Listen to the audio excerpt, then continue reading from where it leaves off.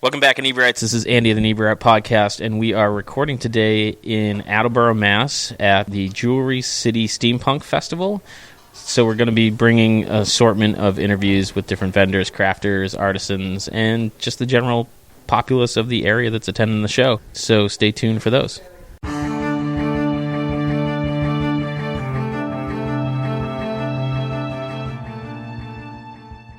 So we are here with Sarah Mott and David LaFerrier. And so Dave, we met here last year. Correct. And you've started to follow Inebri-Art online and listen to our podcast. So thanks for listening, first off. But you've also started to kind of like tote the Inebri-Art brand and talk about us, hopefully in a positive light.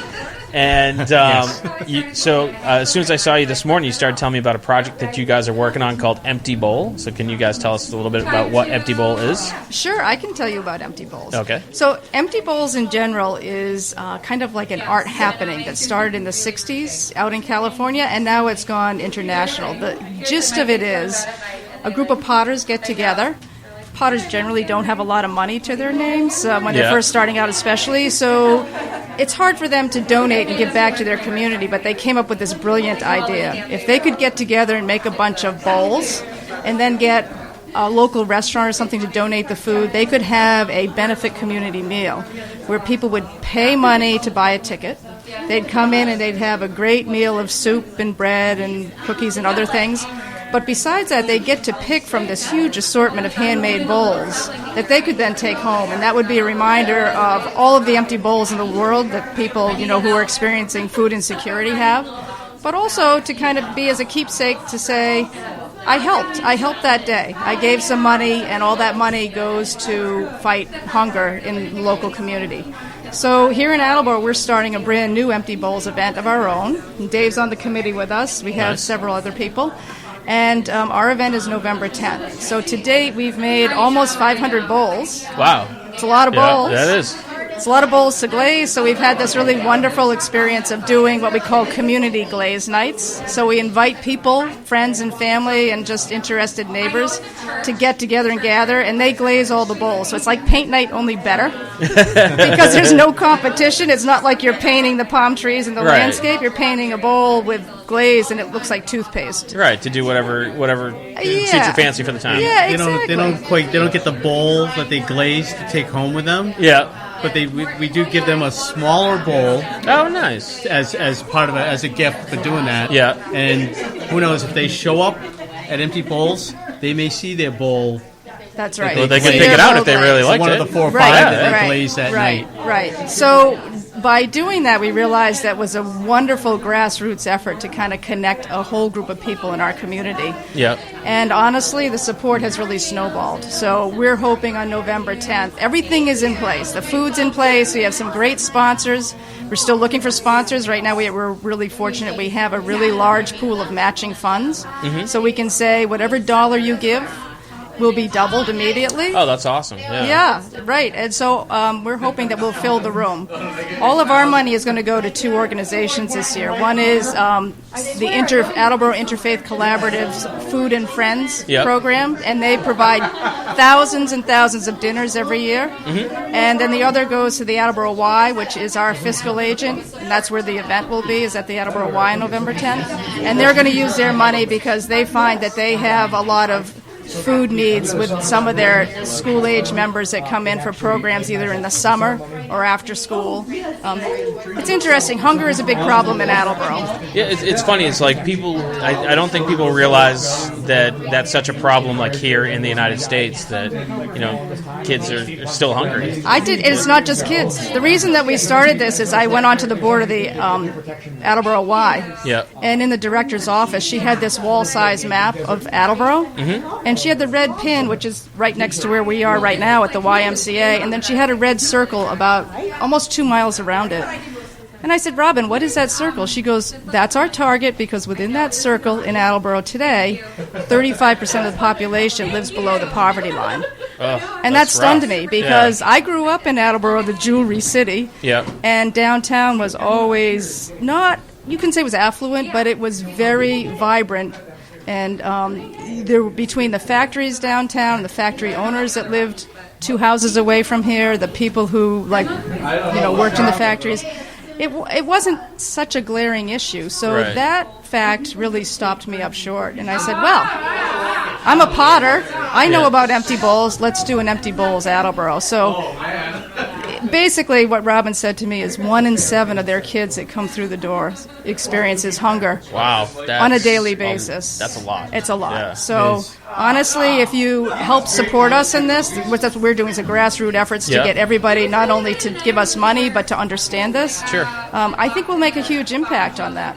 Well, I think it's awesome that you guys are doing that. It's nice to see people take the time to give back and try to do something. You know? Well, you know what? In this day and age, if we can do something locally, I think it feeds our souls. I know it feeds my soul. Yeah. And Dave, what have you been up to the past year? I've been doing Inebri-Art drawings for you guys on Facebook. And we've really enjoyed those. I'm on the board of the Attleboro Arts Museum, and also on the board of the Attleboro Farmers Market. And when we talk about hunger, the Attleboro Farmers Market has always helped with the Hebron Food Pantry and other, and they help out. They're like a working man's food pantry. So I got on board with Empty Bowls because of stuff I've done in the past with Hebron Food Pantry, and I've known about the area in Attleboro. Yeah, it's not just and it's not just Attleboro too. It's like every community has their areas where people just don't have access to food. Right. Yeah. So part of my farmers market is that, and at the farmers market we also do free art at the markets. Nice. So it's like I blend in my Attleboro Art Museum, Attleboro Farmers Market, and we blend the arts together. That's a very Inebri-Art mentality. Is like we have all these different likes that we just kind of moosh together. It is an Inebri-Art mentality. Yeah. That's why what you guys are doing is pretty awesome. Oh, thank you. And I talk about you guys all the time. Well, anytime... He's converted me. Yeah, and anytime you guys got something going on that we can help with, we'd be more than happy to, even if it's just sharing an event online. That's awesome. Or if we can come down and pitch out, we'd be more than happy to. All right. Well, we'll be in touch. Yeah, absolutely. Yeah. So you know how to get a hold of me. Yes, so. Thank you. All right, great. Good luck, and thank you for coming on. Well, thanks for having us on. We appreciate it. Thank you. Thanks.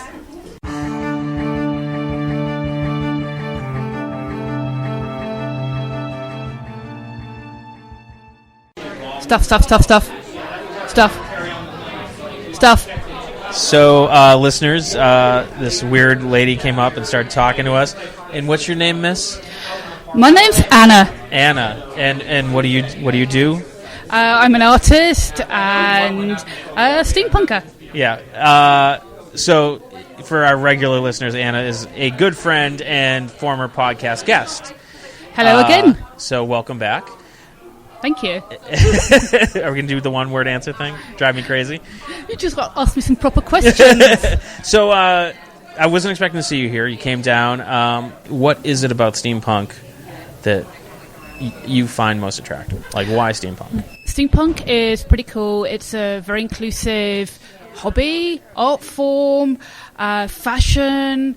It pretty much, if there's something that you enjoy doing, you can probably work it into steampunk. It's great for everyone from 7 to 70. You turn up to an event knowing nobody, and you come away with really cool friends. It's a chance to be creative with no pressure. And I think that's one of the things that I find most interesting about it is it's not like a Comic-Con where you're like, oh, that's not a very good Deadpool or that's not a very good Superman. You're just being you, and so everyone is completely different but somehow vaguely similar. Yeah, I mean, if you enjoy storytelling, then there's absolutely a place to tell stories, to make it personal, create your own characters, create your own background, make an imaginary world where you're a dirigible captain who steals treasure from pirates. Or I am a dirigible captain. I know, I've seen it popped out back. Or, if you enjoy costuming, dressing up, clothing, you can do that.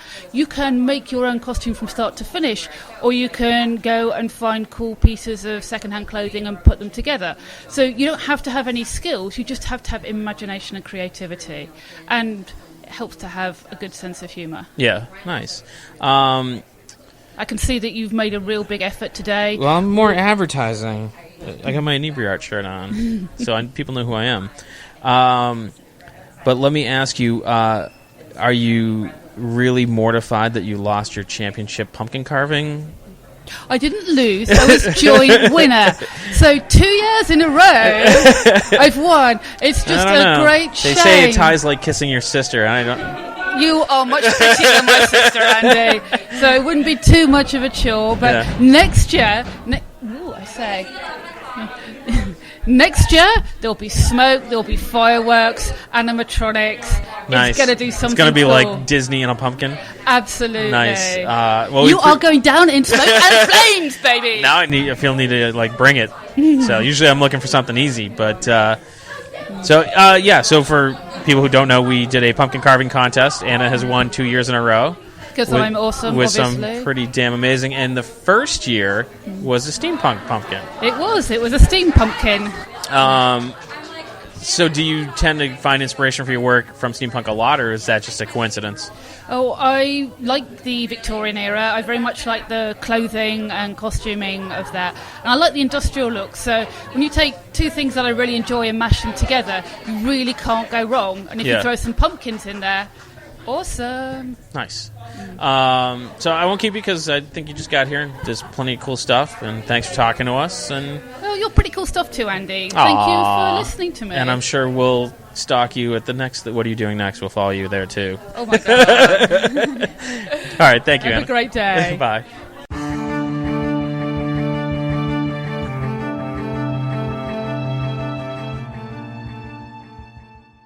Okay, so we are here with... Heather Albano. And you're an author. You have a table set up in the other rooms. So how did you get into steampunk writing specifically? That seems like a very niche... So I'm a huge fan of Victorian literature. So I came to steampunk by the way of Gaslight. Okay. Huge Sherlock Holmes fan from the time I was about 12. All right. And that led me into reading other Victorian popular fiction. Yep. And that led me into writing it. So I have an interactive novel I've written that is also steampunk themed. So you're telling me about... I don't mean to interrupt, but you're telling me about that. So what is an interactive novel specifically? Because that seems counterintuitive. I am so glad you asked. So it's a game, really. It was produced by Choice of Games, which does text-based, multiple choice, choose your path style. Okay. If you were a fan of Choose Your Own Adventure in the 80s. Which I super loved. Me too. Did you cheat? I cheated. All the time, okay. Right? Yeah. Right. So it's the games are set up the same way, but they are much better. They are much better written, if I say it myself, and they can do things like remember variables, so it's not strictly branching, and you can tell a more sophisticated, complicated story that way. So your choices more affect the story opposed to just taking you down a different path? Absolutely. Okay. So the company is called Choice of Games. I've done a lot of different work for them, and a lot of different genres. And A Study in Steampunk is my first solo work for them. Yeah. And so it's heavily Sherlock Holmes and Dracula inspired. So you may wish to think of it as steampunk Sherlock Holmes with forbidden sorcery. Oh, okay. That I am not selling here because I can only sell it digitally. But you can find that online. You can play the first 3 chapters for free. So when I think of Choose Your Own Adventure, I think of like a young reader book. Is this directed at kids, or is this more all ages, or is it a grown-up thing? I would say it's a grown-up thing. It gets pretty dark in places. Oh, perfect. PG-13, not but yeah, I wouldn't give it to kids. Okay. Choice of Games has some other offerings that are more suitable for younger readers. Yeah. The thing I'm selling here today is a time travel steampunk trilogy, which is like an actual book, a normal book. Yep. It starts in the Regency. It goes to a steampunk alternate universe Victorian era. It spends some time in World War II and in the far future. It's a romp. So I generally describe the first book as a story of a girl, a pocket watch, Frankenstein's monster, the Battle of Waterloo, and giant clockwork robots taking over London. And if that sounds like your jam, robots, sounds amazing. That's generally where people start to smile. So So when people generally write historic fiction, there's a lot of research that they have to do to make sure that they get the era right. It's got to be a little more freeform with steampunk. Is that true, or am I just kind of... So I would say that the steampunk version, the steampunk parts of my trilogy are the least historically accurate, where I have the most fun. Mm-hmm. But the parts that are set, like the Battle of Waterloo, and there's a part in the third book that is about the assault on Wehrmacht during World War II, I researched very heavily. So they're really quite accurate as far as that goes. And then I do some fun stuff in Victorian London, because why not? Giant clockwork robots. I mean, why wouldn't you do that? Right. Yeah. Now, is this... Do you exclusively write in this genre, or do you write other stuff as well? I write all kinds of other stuff. The only books I have for sale are this trilogy in this genre. The games I write are all over the place, though. So, in addition to A Study in Steampunk, I co-wrote Choice of Broadsides, which is Horatio Hornblower kind of thing. And, are these more role-playing games? Yeah, it's more interactive novels. Okay. So, same company. And Affairs of the Court is a fantasy medieval court intrigue. Yeah. So I do all kinds of stuff. I've done all kinds of game writing, too, in all kinds of different worlds. Yeah. From fantasy medieval to World War II to all over the place. And I believe you said this was your first steampunk event? This is my first time selling at a steampunk event. But I've only been a happy audience member before now. So how's the experience been? Have been people excited about your book? And people have been really nice. And it's fun to sit there and watch everyone go past in their fabulous outfits and their amazing hats. So neat. It's such a variety. Like no one looks similar, but they all look kind of like they fit together in a weird eclectic kind of way. It's hard to describe. I was trying to describe it to someone this morning before I left, and I'm like, it's kind of Elizabethan, but not really, and there's not a lot of hard, fast rules, and what do you think the general appeal of it is? Like, why are people so into, like, people who are into steampunk are into it? That is an interesting question. I think, here's what I think. I think the real world historical Victorian era is hard to like in many ways. It is a dark part of history. There's a lot of parts of it that are very problematic. And by making it fantastic, by adding the steampunk element, we can make it be what we want it to be, what we wish it had been, and make it less problematic to deal with. Just focus on the fun parts. And of course, there's a darker form of steampunk that goes right in and deals with Victorian darkness head on. Yeah. Off the top of my head, I cannot come up with a great... Jeff and Anne Vandermeer did a collection of short stories, the title of which escapes me, but it has steampunk in the title. Yeah. All of which are dark forms of steampunk. Yeah. And what we've got here is more of the shiny, happy. And they're both valid ways of interacting with the era. So now that you have your trilogy, are you planning what's next? Do you have another novel idea? Or? I have lots of ideas. As far as writing novels goes, there might be a fourth one in the same universe that would, in the same time travel universe I've got, that would focus on different characters. Yep. But the current project I have going on is actually game design rather than pure writing. My husband and I are creating a game, a computer game, a desktop game called Moriarty, in which you play Moriarty. You take over the London underworld, and then you take over the British government, and then you go head-to-head with Sherlock Holmes. Oh, nice. So Sherlock Holmes is the bad guy in this one. Well, you know, Yeah, Sherlock Holmes is the antagonist. Let's put it that way. All right. Moriarty is the protagonist. So yeah, we're having a wonderful time. I'm doing the writing and he's doing the programming, and we hope to have something playable next year sometime. Oh, that's amazing. Yeah, it's pretty cool. You guys should come back on when you guys are ready to release it, and we can kind of talk about the whole process. I would love to. Oh, absolutely. Absolutely. We'd love to have you on, and thanks for coming by and talking to us. Thank you for having me. It's awesome. been lots of fun. Oh, before we go, where can people go online to find your book? I almost forgot. So, heatheralbano.com is my website. You can find it there. You can find it on the Still Point website. They're the publisher. Okay. Google Keeping Time Trilogy, and you'll find it there. And the games I mentioned are available from Choice of Games. Awesome. Thank you again. Thank you so much.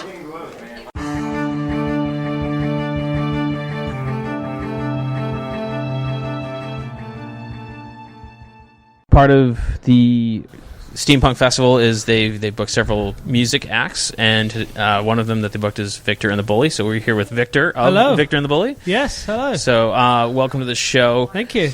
Now, you do steampunk music. Now, like, how is that? Okay, so first, there's no such thing as steampunk music. Okay. There's only music steampunks like. Music that's steampunk.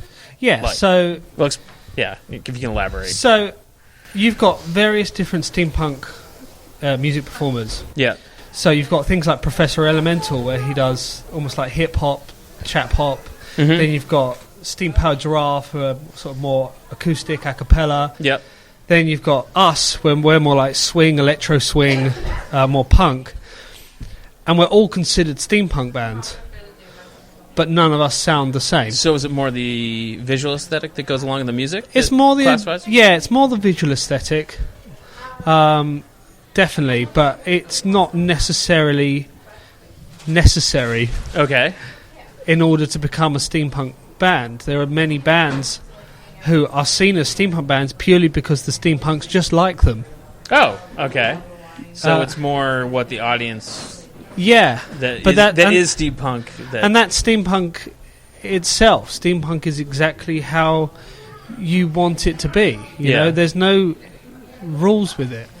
You can just do it exactly how you want it to be, and that's how they see it with the music as well, which is great. You know.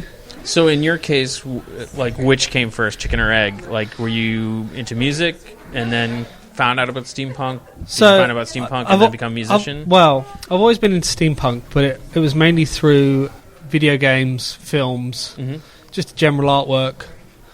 I love my tattoos. I've got a huge steampunk back piece from my neck to the bottom of my arse. Yeah. Of a big Zeppelin being brought down by the Kraken, all steampunk.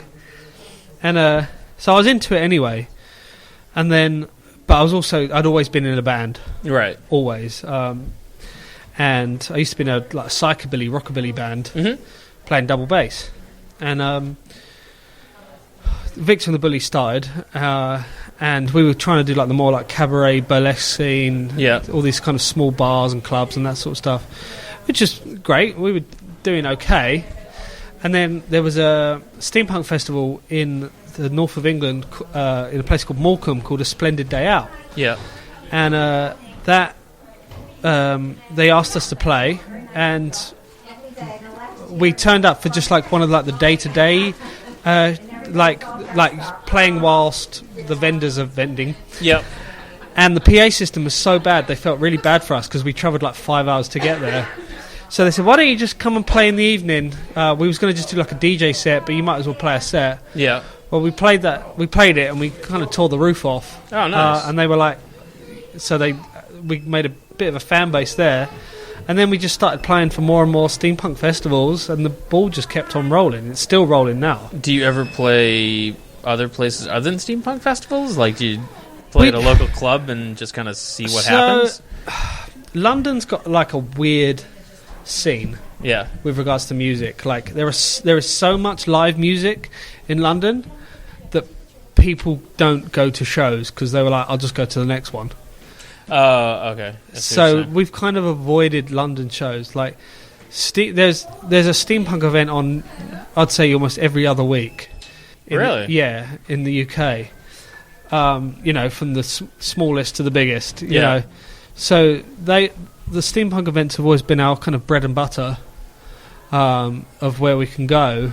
But we do occasionally next year we're really trying to focus about playing more sort of commercial festivals and events, because you don't want to pigeonhole yourself, right? As well, as much as steampunk is great, you don't want to just be stuck in that one genre. Right. You want to branch out and send your music out as much as possible to everyone. Sure, and maybe even introduce some people who aren't into steampunk into the steampunk. Yeah, exactly. Yeah. So last year we played a few public festivals, and bear in mind playing there with all my horns and all that sort of stuff, and you got people it's weird because when you have the general public playing with, looking at you. Yeah, there has to be more of that spectacle, what is going on? Yeah, they always have that, what is going on? And then they also have that, I love it. Yeah. Which is most people when they first discover steampunk as well. They kind of go, what the hell is going on? I love it. And that's one of the things when I was out getting food at the food truck today. I was just thinking about all the traffic going by and the people had to be it's not quite Halloween.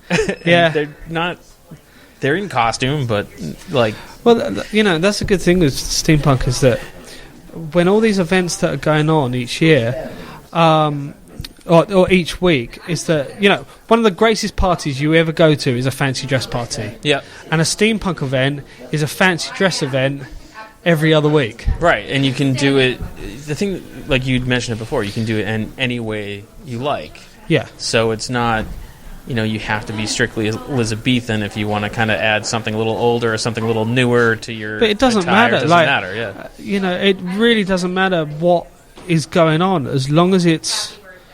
One of the greatest things about steampunk is that nobody ever talks about politics, what their job is, how much they're earning, what these day-to-day things. When you come to a steampunk event and you escape your day-to-day life. Yeah. And you're hanging out with people who are, X amount of years older or younger than you, have probably got completely different political views to you, have probably got all it, but it doesn't matter. No one brings it up. You're talking to a person as a person, and you're just complimenting each other on your outfits, on the event, and you're hanging out. It's great. That's what I like. It brings people together. Yeah, and everyone's been super nice. It's escapism. Yeah. It's complete escapism, and that's what's wonderful, because at the end of the day, when everybody's having their tough day at work throughout the week, and then they know they've got a steampunk event coming at the weekend, they can let their hair down, escape, stick on the hat and goggles, and just let loose. How often do you get over here in the US to play? So this is the most we've done in a year, which is 3 times. Yeah. So we did February, we did Stupid Cupid in Connecticut. Yeah. We did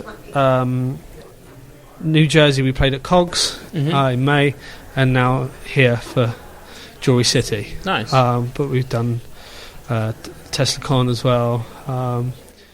So it's normally sort of 2 or 3, which is amazing. As when you're younger, you always dream of, from the UK. You always dream, when you start a band when you're 13, you're imagine if we play a gig in the US one day. Yeah. And now it's happening 2-3 times a year. It doesn't seem real. Right. Now I got to ask you a general travel question. Okay. Did they stop you going through TSA? No. Just being there's horns in this bag.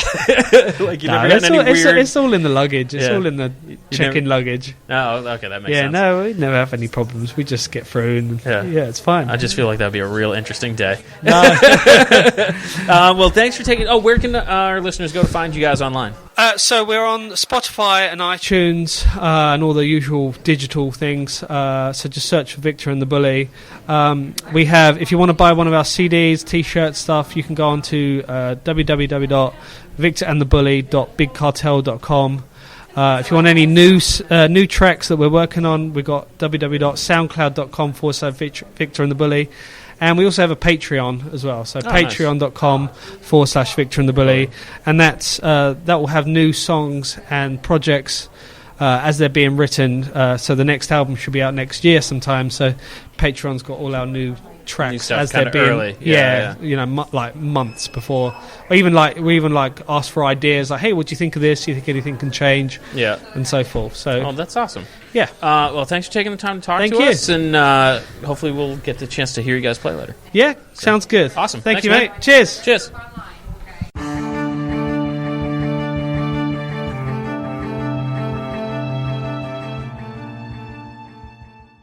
Okay, so sometimes the fates align and you meet people that you feel like you should, and so we're set up directly across from the salty jewelry for assholes. That's me. And so we're here with Heather, and unbeknownst to us, Heather is an expert at Elizabethan curse words. Google is the expert. Yeah, so we're going to play like a little guessing game. Yes.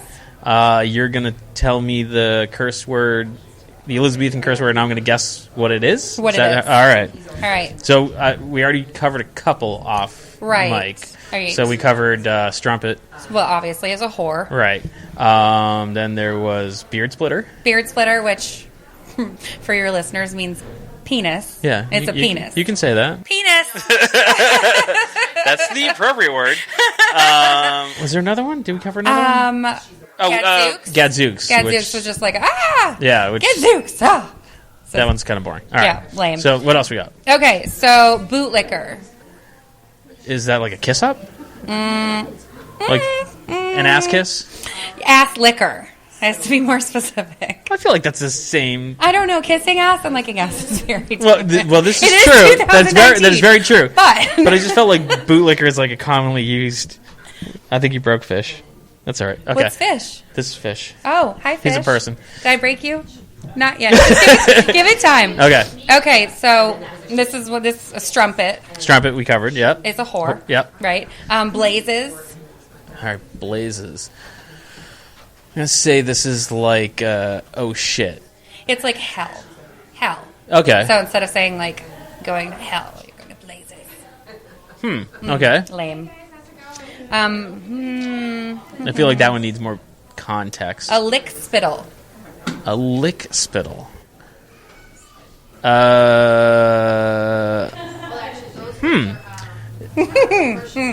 gonna Do you want me to go. use it as a sentence? No, I'm gonna go obscene and say it's fellatio. No, but that's a really good I like that. Lick spittle is actually kiss ass. Oh, okay. So not a bootlicker. You're a lick spittle. Okay. Right. Okay. Cool. All right. We had some other really good ones. Inexpressibles. Inexpressibles. Inexpressibles. This is weird. Inexpressibles. Really I'm funny. gonna say. Can you use that one in a sentence? Or is that a total giveaway if you do? Hold on a second. I got up this morning and put on some inexpressibles. Oh, is it like your underwear? No. Oh. Weirder. Weirder? It's your... Chastity belt? No. Okay. Cool, though. Inexpressibles are a euphemism for pants or trousers because the legs were considered extremely private. Really? Right? So you can talk about a beard splitter, but your pants, those are private. Yeah. Of course we do this and a little kid walks into the room. That's awesome. No, like just now. Small children. All right, next one. Okay, well then. Bed swerver. Oh, I think I overheard this one. This is someone who cheats. Yes. Which I really like. Which is like a I think that's strumpet. a great term. It is. We need to bring that one back, Yeah. actually. All right, we did Gadzooks. All right, this one is... Oh, hold on a second. Gads Bud Lickens. Gads Bud Lickens. There's a lot of lickings There's a going lot on. of licking happening in Victorian times. Gad's butt licking. I don't think that they had a lot of napkins. So I'm going to say it's another expression. Gads Bud Lickens. Like, I'm going to say, is this like an oh shit? It means God's body. I don't get that. I don't get it either, but apparently it's a swear. So, like... Like a blasphemous kind of thing? Yeah, I guess so. All right, so this isn't a swear, but this is a term for a certain kind of person. Okay. Our farfanarf. Our farfanarf. I'm sorry? Yeah. Our no, I didn't just sneeze. A farfanarf? I'm going to say a liar. No, it is a term for a drunkard. So, basically someone who gets shit-faced a lot. Don't call me our farfanar. And a farfanar fish. Our farfanar. Is fish in our farfanar? We work for Inebri-Art. Yeah. So I mean, come on. I feel like that's a yes. Yeah. Way to go, fish. Oh, this is my favorite. This is the one that I was really quiet about over there because I didn't want to yell it. Okay. Because children. That is right behind me right now. All right, Rantalian. Rantalian. It's all one word. I'll use it in a sentence if you want. Okay, go ahead. No, I'm actually not going to use that in a sentence. I don't know how to... It's like a strange medical condition. It's a strange medical condition? I feel like that's a Rantalian.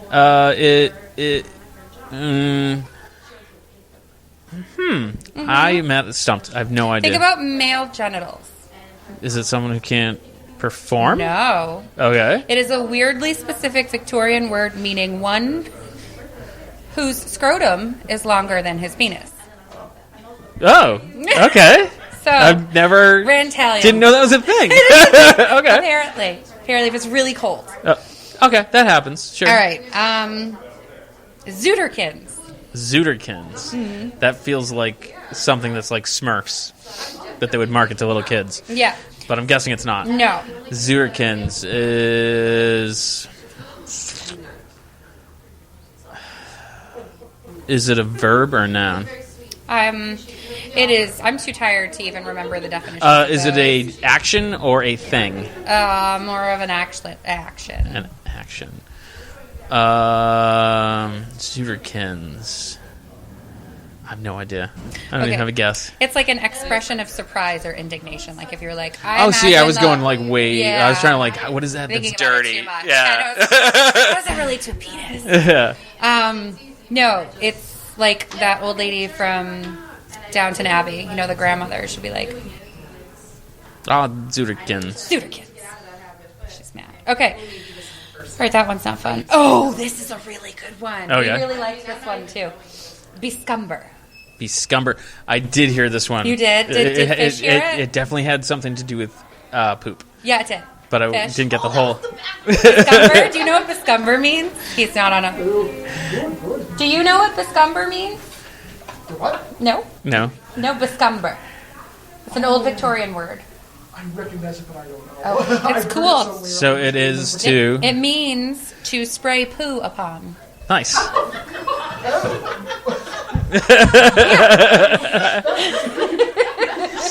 So, like, really fancy way to say that you're going to go in your pants. Like, I'm going to go bescumber the bathroom. I bescumbered myself. Bescumber the bathroom. All right. And the last word on this list is gamma-hooch. Gamma-looch? Gamma-hooch. I feel like that's like something you'd hear like in the Italian part of New York. It's gamma-looch. Gamma-hooch. Go ahead, tell me. It's a Victorian word for oral sex. Really? Yeah. How is lick spittle? Lick spittle not that? Yeah. No. Yeah, they were. It's a weird time. Proud. Yeah. It's a weird time. So when you're not looking up curse words on Google, what is salty jewelry for assholes? It's a very small company of one. Okay. That I started a couple years ago when my kids were a little bit younger. And I wanted a bracelet that said "fuck off," and I looked around and they were really expensive, so I was like, I could probably do that. So I did, and then people started asking for them. Right. You know, there's like, I want one. Yeah. Yeah, I want one. There's a whole, like, live, love, pray thing where everybody's, like, super happy and stuff. That's not me. I'm like, fuck off, go away, I don't like you. Yeah. And turns out it's a little refreshing and honest. So I started making necklaces out of, like, recycled keys and stamping things on it, like, go away, leave me alone, I don't like you. Kind of my whole thing. I like how when you were doing the swear words, you were very loud, and then you're like, go away, I don't like you. Fuck off! But that's pretty much it. It's having kind of bigger than I thought. I didn't plan it to be a business. It was an accident. Yeah. I did it because I was pissed off and I wanted a bracelet. Nice. And then it turned into this. Do you do exclusively steampunks, or do you just kind of go? No, this is my first steampunk event, actually. Okay. So I got a bunch of gears and stuff. I did keys a lot. Yeah. And so one of the people who runs this found me at a place in Salem. Nice. You should come. Yeah. I kind of just go wherever you're invited. I don't advertise. Yeah. I have an Instagram account, but that's it. And I meet people, and then they tell me where to go, or like you should come. They tell you where to go. I feel like that's on your necklace. I tell them where to go, and then we become friends. And that's kind of it. I just my stuff just ended up in a store in the Kingston collection, which cool. Nice. Which store? That's like right down the corner. It's you're from Plymouth. I forgot we went over this. I grew up in Plymouth. It's a new store. They just opened and they sell a lot of like a CBD oil stuff. Oh yeah, okay. They're right by Macy's. Hold on, I think their name is Garden Essence, but I want to make sure that I've got it. Yep, Garden Essence. So if they're in the area, they can go to Garden Essence, or do you find salty jewelry for assholes? It's hard to. I feel like you can just Google that. And you can Google it. You're probably going to be the person. I don't have a website. It's just through Facebook and Instagram. Like I said, I don't like to throw it out there in people's faces too much because I can't stand like, come to my Tupperware party, buy my shake shit. Like over aggressive. Yeah. Like the multi-level marketing shit that everybody's everywhere. So if you find my stuff, it's because you like it. You want it. Yeah. You're supposed to. Awesome. Yeah. Well, thank you for enlightening us on your Elizabethan terminology. If you're going to discover the bathroom, please warn us. Now I feel like you need to make some of those on necklaces. Oh, so that's why I started researching. Oh, okay. But then I was like, no one's going to understand. Yeah, but then... No. I did put Edgar Allan Poe on one, which has gotten a few laughs, but nobody's got it yet. Well, I feel like if you had one that said lick spittle, somebody would be like, that would be like, yes, that sounds like a good time. And then they'd be like, fun. It's less exciting than it. Thank you for coming to talk to us. Oh, thank you for having me. I appreciate it. Cool. Thanks. I'm gonna go back to my table now. Okay. Bye. Bye.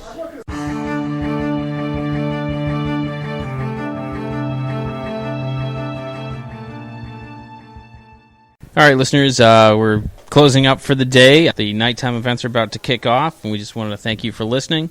And it's been a great day, so thanks to Jewelry City Steampunk Festival for having us. And if you want to hear or find out more information about next year's, go to jewelrycitysteampunk.com to find out more information. And we'll see you guys next week.